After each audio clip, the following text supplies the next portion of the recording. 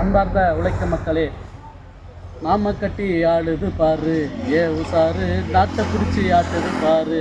இந்த பாடல் மக்கள் கலைஞத்தினுடைய பாடல். ஏற்கனவே பிஜேபி ஆட்சிக்கு வந்தபோது மக்களை ஆற்றினால் பாடிய பாடல் தான் இது. அந்த பாடல் இன்றைக்கும் பாட வேண்டிய கட்டாயமாக இருக்குது. ஏன்னா இப்போ மும்மொழி கொள்கையை ஏற்றுக்கினா தான் தமிழகத்துக்கு தர வேண்டிய கல்விக்கான நிதியை தருவேன்னு சொல்லி தர்மேந்திர பிரதான் மிரட்டுறாருங்க. இதை ஏற்றுக்க முடியுமா அப்படின்னா முடியாது. ஏன்னா தமிழகம் இந்தியை எதிர்த்த மும்மொழி மாநிலம். அதனால தான் இன்னி வரையிலையும் அதை ஏற்றுக்க முடியாது. இது பிஜேபிக்கும் தெரியும்.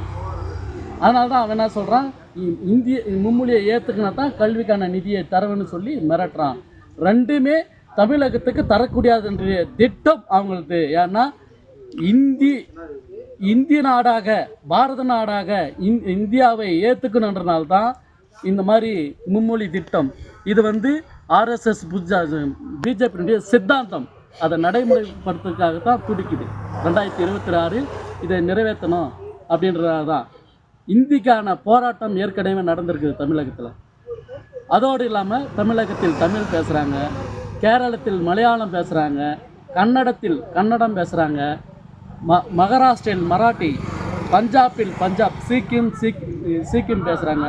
இந்த மாநிலங்களில் அவங்களுக்கான மொழியை பேசுகிறாங்க. இந்திய பேசணும், இந்திய கற்றுக்கணும் சொல்கிறாங்க இல்லையா அண்ணாமலை. இதை கவனமாக பாருங்கள். பாத்ரூமுக்கு போனால் ஹிந்தி கற்றுக்கணும்னு சொல்கிறியே, இப்போ இந்திய கற்றுக்கணும் இருக்கிறவங்க தமிழகத்தில் வேலை செய்கிறாங்களே, இதுக்கு உன்னால் பதில் சொல்ல முடியுமா? சொல். ஒன்று. இன்னொன்று பார்த்தீங்கன்னா, தமிழகம் என்றைக்குமே இந்தியை எதிர்த்து போராடக்கூடிய ஒரு மாநிலம். அந்த வகையில் தான் சொல்கிறேன். இன்று வரையிலும் உன்னுடைய சித்தாந்தம் தமிழகத்தில் நடைமுறைப்படுத்தாது.